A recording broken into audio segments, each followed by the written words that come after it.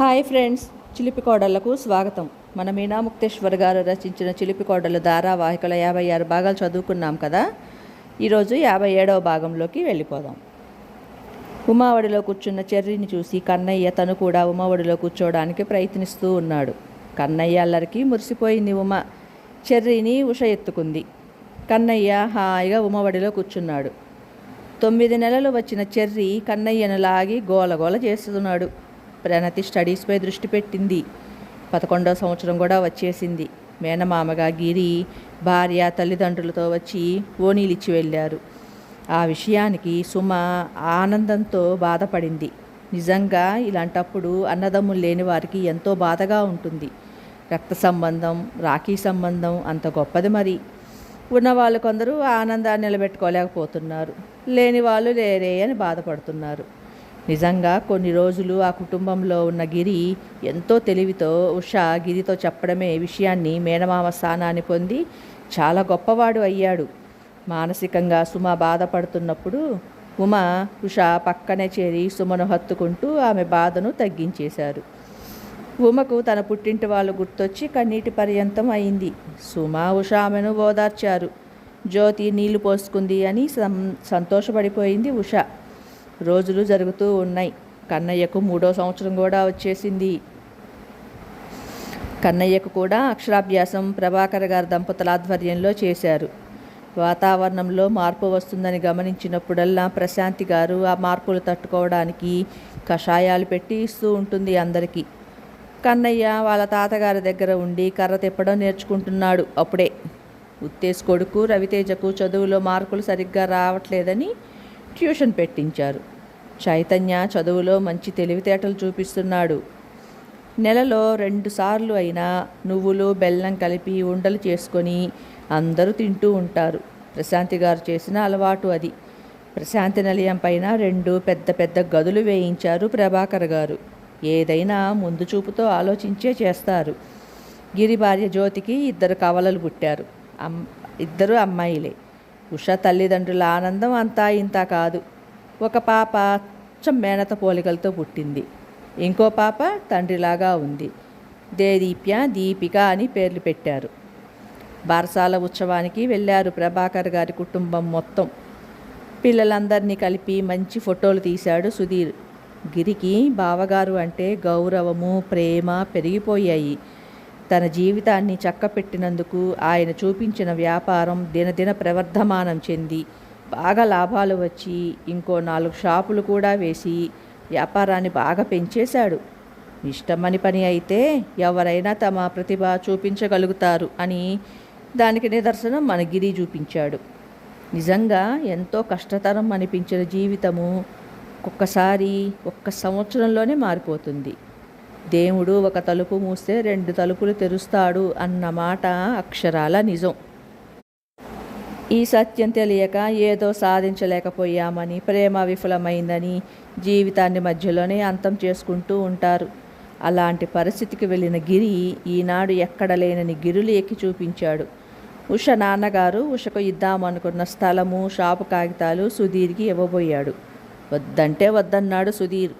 నాకు 50 కేజీల బంగారాన్ని ఇచ్చారు కదా, చాలు అంటూ ఉష వైపు చూసి నవ్వాడు సుధీర్. ఆ మాటకు ఉష పొంగిపోయింది. ఆహా కాదులే, ఇంకో 2 కేజీలు పెరిగింది అంటూ సందడి చేశాడు. ఉష నాన్నగారు మాట్లాడుతూ, బాబు నువ్వు అల్లుడువైనా నిన్ను పెద్ద కొడుకుగా భావించుకున్నాను. నా సంతోషం కోసం తీసుకోనాయనా అని ఇచ్చాడు. ప్రభాకర్ గారు కూడా తీసుకోమన్నట్లు సైగ చేసేసరికి తీసుకున్నాడు సుధీర్. మేనకోడళ్లను చూసి ఉష తెగ మురిసిపోయింది. సుధీర్, దేదీప్య, దీపికల వైపు చూసి ఉషలాగా ఉన్న ఈ అమ్మాయి అల్లరి తక్కువ, గిరిలాగా ఉన్న ఈ అమ్మాయి అల్లరి బాగా చేస్తుంది అని చెప్పేసరికి అందరూ నవ్వుకున్నారు. చిలిపి కోడళ్ళు 3 పాపలను మార్చి మార్చి ఎత్తుకుంటూ ఉన్నారు. ఉష నాన్నగారు మీ కుటుంబం ఎక్కడ ఉంటే అక్కడ సంతోషం, ఆనందం, సందడితో ఉంటుంది అని మురిసిపోయారు. షాపుల దగ్గరికి అందరినీ తీసుకువెళ్ళి చూపించాడు గిరి. ప్రభాకర్ గారు చాలా మెచ్చుకున్నారు గిరి పట్టుదలతో సాధించిన విషయాన్ని. ఇంటికి వచ్చాక అందరూ భోజనాలు ముగించారు. 3 బావలతో గిరి డాబా పైకి వెళ్ళాడు.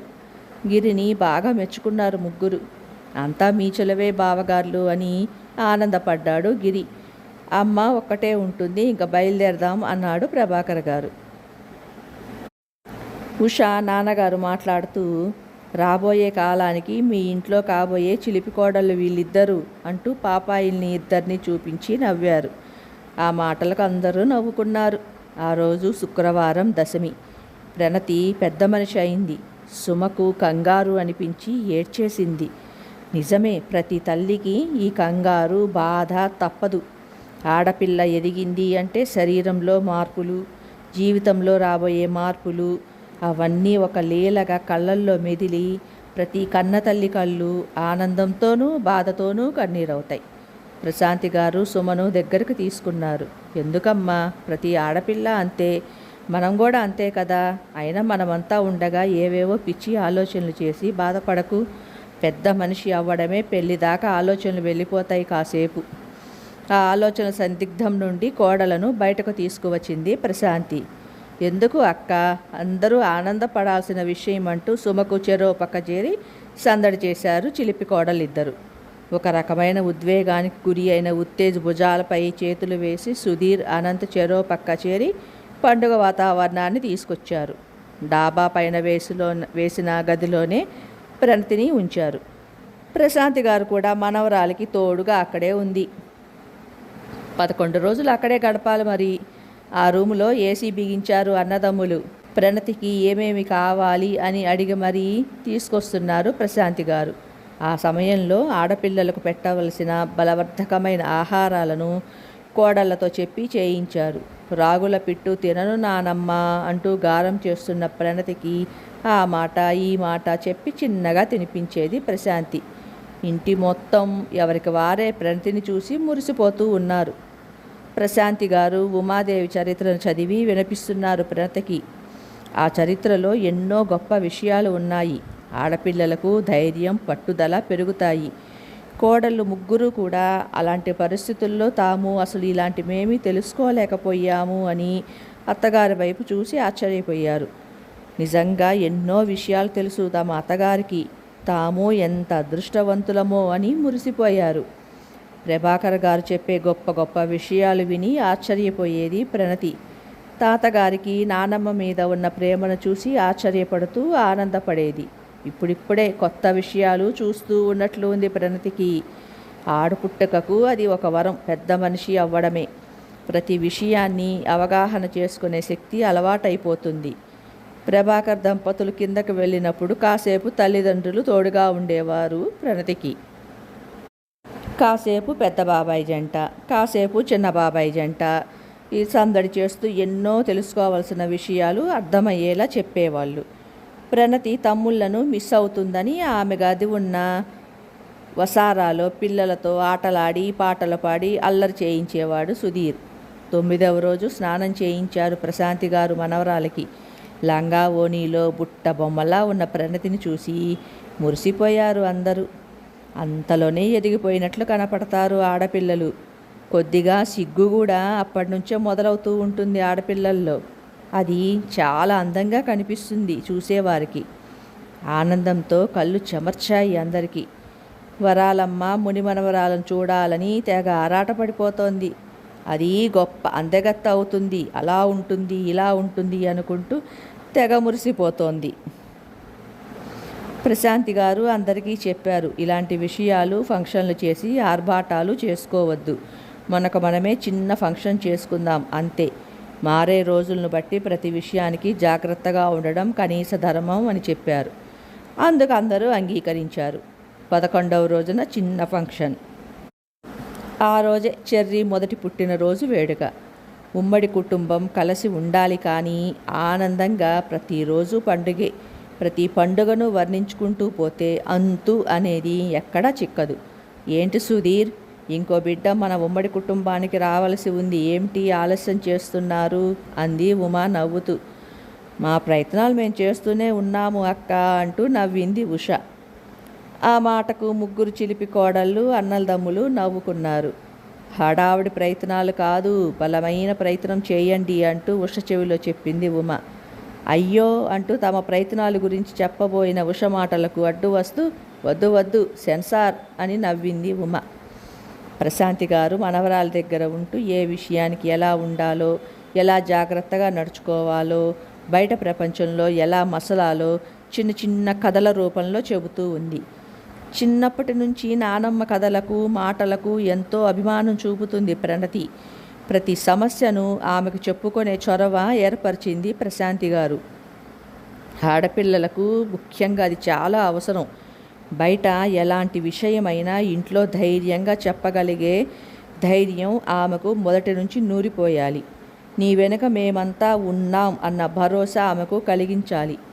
ఆ విషయానికి ప్రశాంతి నిలయంలో వారికి ఎటువంటి లోటు ఉండదు. ప్రభాకర్ గారి దంపతులు ప్రణతికి హారం సెట్టు కొన్నారు.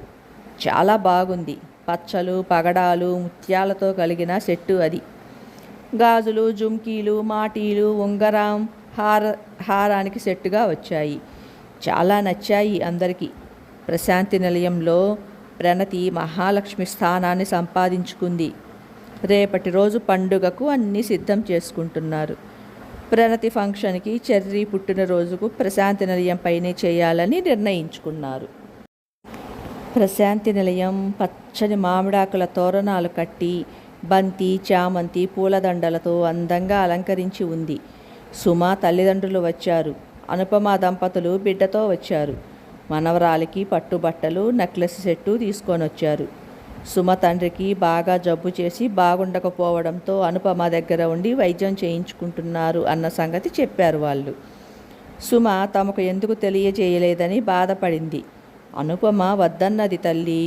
ఊరికే కంగారు పడుతుంది సుమ అని వద్దు అని చెప్పింది. అందుకని చెప్పలేదు అన్నారు సుమ తల్లిదండ్రులు. మనవరాలికి చిన్న సైజు వెండి బిందె నిండా లడ్డూలు కూడా తీసుకువచ్చారు. పళ్ళు, తాంబూలం, పువ్వులు, పసుపు, కుంకుమ, గాజులు, బొట్టు బిళ్ళల ప్యాకెట్లు, జడకు కట్టుకునేవి, మేకప్ సామాను, ఆట బొమ్మలు అన్నీ తీసుకొని వచ్చారు. మగబిడ్డ లేకపోవటంతో ఓణీలు ఇప్పించలేకపోయాను. అదే సమయానికి మీ నాన్నగారికి తేడా చేయటంతో రాలేకపోయాము అంటూ సుమ తల్లి బాగా బాధపడింది. మనవరాలను చూసుకొని మురిసిపోయారు. అనుపమ ప్రణతిని చూసి ఆశ్చర్యపోయింది. ఇంతలోనే ఎంత ఎదిగిపోయింది అని. అనుపమ అడిగే అమాయకమైన ప్రశ్నలకు అందరూ నవ్వులతో సమాధానం చెప్పారు. అనుపమ కూతురు కూడా చక్కగా అందంగా ఉంది. పైన కట్టిన గదులు చూసి ముచ్చటపడ్డారు. చాలా విశాలంగా అందంగా కట్టారు. గుమ్మానికి పసుపు కుంకాలతో ముగ్గులతో అలంకరించారు. ఇంటి ముందు రంగవల్లులు రంగులతో వేశారు. అందరూ టిఫిన్ కార్యక్రమాలు అయ్యాక డాబా మీదకు చేరారు. కుర్చీపై ఒక అందమైన క్లాత్ వేసి దానిపై ప్రశాంతి గారు, సుమ తల్లి, మన చిలిపి కోడళ్ళు ముగ్గురు, మొత్తం 5 కలిపి అక్షతలు వేశారు. ప్రణతిని నీటిగా అలంకరించి ఉమా, ఉష ప్రశాంతి గారు కుట్టించిన పట్టుబట్టలు కట్టి, తాతగారు నానమ్మ చేయించిన హారం సెట్టు పెట్టి, ప్రశాంతి గారు కొన్న స్టెప్ చైన్ని వడ్డానంలా పెట్టారు. చేతులకి కాళ్ళకు పెట్టిన గోరింటాకు ఎర్రగా పండింది. ప్రణతి కాళ్ళకు పసుపు రాసి దిష్టి చుక్క కూడా పెట్టారు. ఆడవాళ్ళందరి కాళ్ళకు పసుపు రాసి బొట్టు పెట్టి గంధం ఇచ్చింది ఉష. చక్కగా పూల జడ సింపుల్గా గులాబీ పూలతో మల్లెలతో అల్లారు. పూలన్నీ వారి తోటలోనివే. ప్రణతి చేతికి తాంబూలం ఇచ్చి ప్రశాంతి గారు, సుమా వాళ్ళ అమ్మ ఇద్దరూ కలిసి కుర్చీలో కూర్చోపెట్టారు. ఎదురుగా ఒక టేబుల్ వేసి దానిపై ప్రణతి అమ్మమ్మ గారు తీసుకువచ్చిన స్వీట్లు, పళ్ళు, తాంబూలాలు, బట్టలు, వెండి బిందె అన్నీ అమర్చారు. మనవరాలు పెద్దది అయిన కారణంగా ఇత్తడి పూల సజ్జలు అక్కడున్న వారికి గిఫ్ట్లుగా తెచ్చారు. అవన్నీ టేబుల్ మీద అలంకరించారు. దీపారాధన వెలిగించి తడిసిన గంధము, కుంకుమ, అక్షితలు పెట్టారు అక్కడ. ముందుగా ప్రభాకర్ గారు, ప్రశాంతి గారు మనవరాలకి ముచ్చటగా ఆనందపడుతూ బొట్టు పెట్టి గంధం రాసి అక్షితలు వేసి దీవించారు. తీపి తినిపించారు. అలాగే సుమ తల్లిదండ్రులు కూడా వారు తీసుకొచ్చిన బట్టలు, నగలు ప్రణతి చేతిలో పెట్టి గంధం పూసి అక్షితలు వేసి దీవించారు. మనవరాల్ని సంతోషంతో చూసుకున్నారు. ముందుగా ఉత్తే సుమ కూతుర్ని దీవిస్తూ ఒక రకమైన ఆనందపూర్వకమైన కన్నీరుకు లోనయ్యారు. ఏంటి వదినా, ఈ మధ్యన మా అమ్మ బాధ్యత నువ్వు తీసుకున్నావా ఏంటి అని సుధీర్ వచ్చి నవ్వుతూ ఉండండి, ఫోటోలో మీ కన్నీళ్లు పడతాయి అని సుమను అంటుంటే అందరూ నవ్వారు.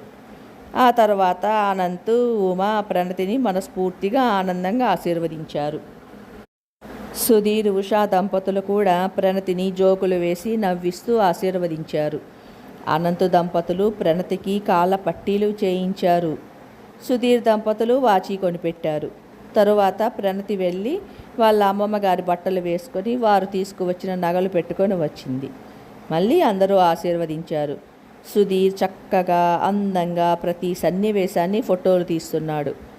పిల్లలందరూ అక్కకు దగ్గర ఉండి ఫోటోలు దిగారు. కొత్త జనరేషన్ ప్రణతితో మొదలైంది మరి. అలా సందడి సందడిగా ఆ కార్యక్రమాన్ని ఎంతో అందంగా చేసుకున్నారు. ప్రభాకర్ గారు ఒకవైపు, ప్రశాంతి గారు ఒకవైపు ప్రణతిని ముద్దు పెట్టుకుంటుంటే ఆ దృశ్యాన్ని ఫోటో తీశారు. అలా అందరితో చక్కగా అన్ని రకాలుగా ఫోటోలు దిగారు. ఇంకా వంటల కార్యక్రమాల్లో పడ్డారు. 1 గంటలో చకచకా చేసేశారు మన చిలిపి కోడళ్ళు. సుమా నాన్నగారు సుమను దగ్గరకు తీసుకొని కన్నీరు పెట్టుకున్నారు. మంచి కుటుంబంలోకి వచ్చి పడ్డావు తల్లి, అందుకే మాకు ఏ దిగులు లేదు.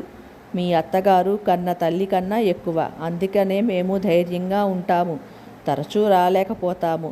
మొన్న నాకు ఆరోగ్యం తేడా చేసినప్పుడు నిన్ను మళ్ళీ చూస్తాను అని అనుకోలేదు అంటున్న తండ్రిని చూసి సుమ కన్నీరు పెట్టుకుంది. అనుపమ కూడా తండ్రి దగ్గరకు వచ్చి కన్నీరు పెట్టుకుంది. మగపిల్లలు లేరు అన్న దిగులు మాకు లేదు తల్లి, ఎందుకంటే అల్లుడు బంగారం, కొడుకు కూడా మాకు అతనే, మాకు ఏ కార్యక్రమాలు అయినా వాళ్ళే చేయాలి అంటూ ఒక రకమైన ఉద్వేగానికి లోనయ్యారు. నిజమే, ఆరోగ్యం పాడైనప్పుడు పిల్లలతో అలా పంచుకుంటూ ఉంటారు పెద్దవాళ్ళు. రవితేజను చూసి మురిసిపోయారు.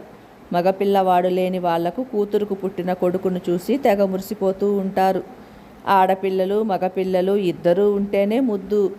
అల్లుళ్ళు మంచివాళ్ళు కాబట్టి సరిపోతుంది అంటూ సుమ తల్లిదండ్రులిద్దరూ మెచ్చుకున్నారు తమ అల్లుళ్లను. సుమ తల్లిదండ్రులు తీసుకువచ్చిన ఇత్తడి సజ్జలు తలా ఒకటి ఇచ్చింది సుమ. పిల్లలందరికీ బట్టలు తీసుకొని వచ్చారు వాళ్ళు. మధ్యాహ్నం భోజన కార్యక్రమాలు అన్నీ ముగించేశారు. సాయంత్రం మన చెర్రీగాడి ఫంక్షన్. అందుకు కావలసిన కేకుని సిద్ధం చేశారు చిలిపి కోడళ్ళు. ఇక డాబా పైన రూములో మళ్ళీ పుట్టినరోజుకి అలంకారాలు సిద్ధం చేశారు. బెలూన్స్తో డెకరేషన్ చాలా అందంగా చేశారు. అందరూ చక్కగా ముస్తాబయ్యి పైకి చేరారు. చెర్రీకి తాతగారు నానమ్మ తీసుకొచ్చిన బట్టలు వేశారు. ప్రభాకర్ గారు మెడలో చైన్ వేశారు. ఉమకు తన తల్లిదండ్రులు గుర్తుకు వచ్చారు. బాధగా ఉన్నట్లు కనపడిన వదినను, వదిన అత్తయ్య వాళ్ళ దగ్గర నుంచి మొత్తం వసూలు చేద్దాం, తర్వాత కెనడా వెళ్ళారని మనం వదలొద్దు అంటూ జోకులు వేసి వాతావరణాన్ని తేలికపరిచాడు సుధీర్. వరాలమ్మకు ఆరోగ్యం అంతగా సరిగా లేకపోవడంతో కిందే ఉండిపోయింది. ఆమెకు కావాల్సినవన్నీ ప్రశాంతి అక్కడ అమర్చి వచ్చింది. అనంత్ ఉమా మధ్యలో ఉన్న చెర్రీతో కేక్ కోయించి అందరూ హ్యాపీ బర్త్డే సాంగ్ పాడారు. చప్పట్లు, గోలగోల, అల్లరి. ఇప్పుడు పిల్లల హడావుడి ఎక్కువైంది. కేకుని ముక్కలు చేసి అందరికీ పెట్టారు. చెర్రీ వాళ్ళ తాతగారు నోట్లో, నానమ్మ నోట్లో పెట్టాడు. అలాగే తల్లిదండ్రులకు తినిపించాడు. అందరూ తలా ఒక చిన్న ముక్క చెర్రీతో తినిపించారు. పిల్లల గోల మామూలుగా లేదు. అవును, మరి ఇప్పుడు వారికి ఇష్టమైన కేకులు, బెలూన్స్, హంగామా. నానమ్మ తాతగారు చెర్రీని దీవించారు. అలాగే ఒకరి తర్వాత ఒకరందరూ జంటలు జంటలుగా దీవించారు. చెర్రీ కన్నా అందరూ పెద్ద పిల్లలు అవ్వడంతో అందరూ అక్షంతలు వేసి గోలగోల చేశారు. కాసేపు పిల్లలతో అంత్యాక్షరి ఆడించి డ్యాన్సులు వేయించాడు సుధీర్.